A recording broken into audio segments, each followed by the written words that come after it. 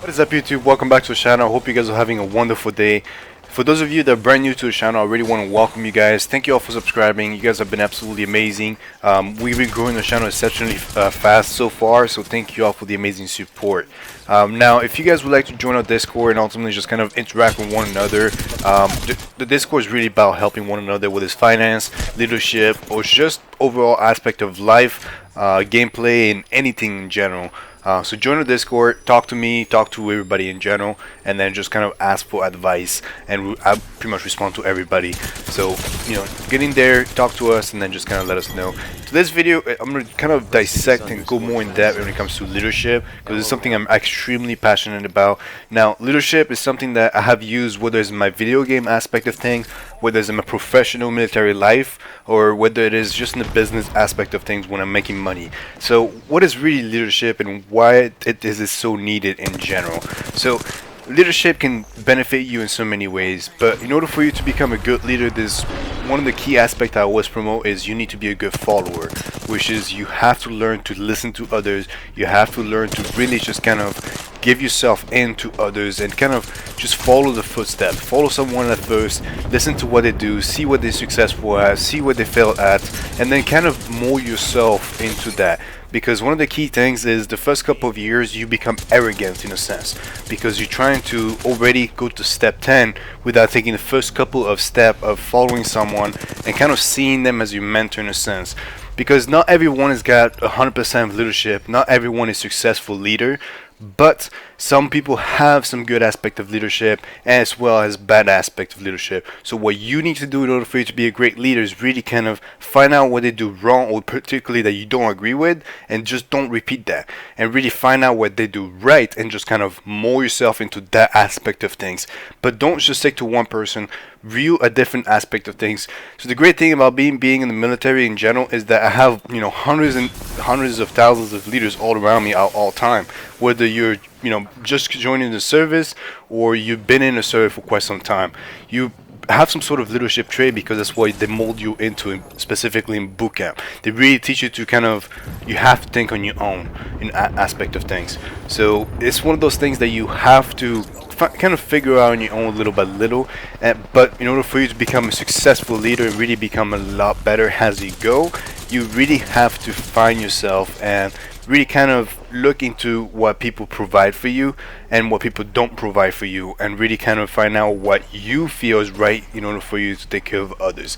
So in the manager aspect of things, when it comes to whether you're a manager of McDonald's, whether you have a company that you work for, Amazon, Walmart, whatever it is that you work for specifically, and you have individuals that you manage, one of the key aspect of things, and I found it was the number one key for you to be able to be successful as a leader, is communication. You have to communicate the goal for the day. You have to communicate, hey, this is what I need you guys to do. And the more you work on your communication skills, and the more you're going to be able to have people follow you, people are going to respect you more, and they really just going to listen to you. This is where leadership really comes into play. It doesn't even matter at that point if you ever follow it or not, but if you don't have good communication skills with your team is never going to listen. Some of us are considered naturally born leaders, which I absolutely get, and I affirm when it comes to those things. Some of us are born natural leaders, but I still think that even if you're born natural leader and you don't have good communication skills, you're going to fail. Because if you can't communicate your goals, you cannot communicate the mission that's coming from higher ups or even just from you in general, your team is not going to be able to follow you because they're not going to understand the actual goal of you. So the number two thing is going to be just you have to be able to be sensitive in a way. You have to be able to be humble. So when you make mistakes, or even if you know the thing may not work and somebody might be going through some sort of hardship, and you may know that, hey, this may not be appropriate for that given time for that person, you have to be sensitive to that person's personal needs. Now, in the civilian side of things, I know you some of the managers and some of the bosses in general absolutely do not care about those things, because I have worked outside of the military, so I know how things are when it comes to those things.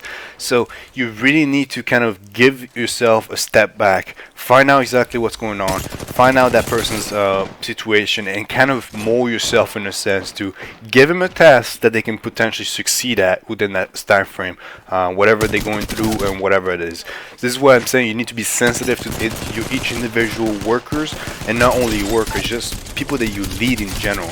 So you need to have that sensitivity and that humbleness of like, hey, this person's going through this hardship in life.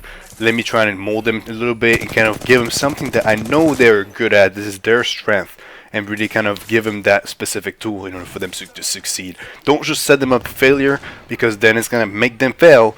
It's going to make you look bad as a leader, and really people are not going to respect you in the long run. So number 3 is really going to be you have to find people's weaknesses and strength.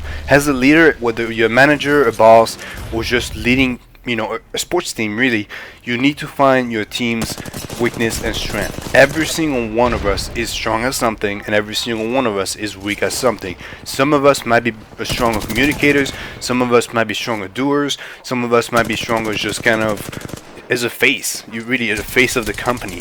So you really need to find out what each individual positivity is, and you need to mold that into something positive for the company, for the mission, for the goal of yourself, the bosses, or just the leaders in general. So once you broke that down and really found out what they are successful at, you need to find out at that point, like, hey, you need to do this task. Hey, you need to do this task. Yeah, you need to do this task. And by doing so and really giving people's tasks based on their strength and not their weaknesses, you're going to bring your company up in so much more money in general. And not even that, you're going to be able to have so much more success for your team and then for yourself, because your bosses and people higher up are going to see your production rate being a lot higher, your overall success being a lot higher, whether it is your money making success, whether it is your production success, whether it is your sales success. All those things come into play, but it comes down to how you guide your team and how you lead your team,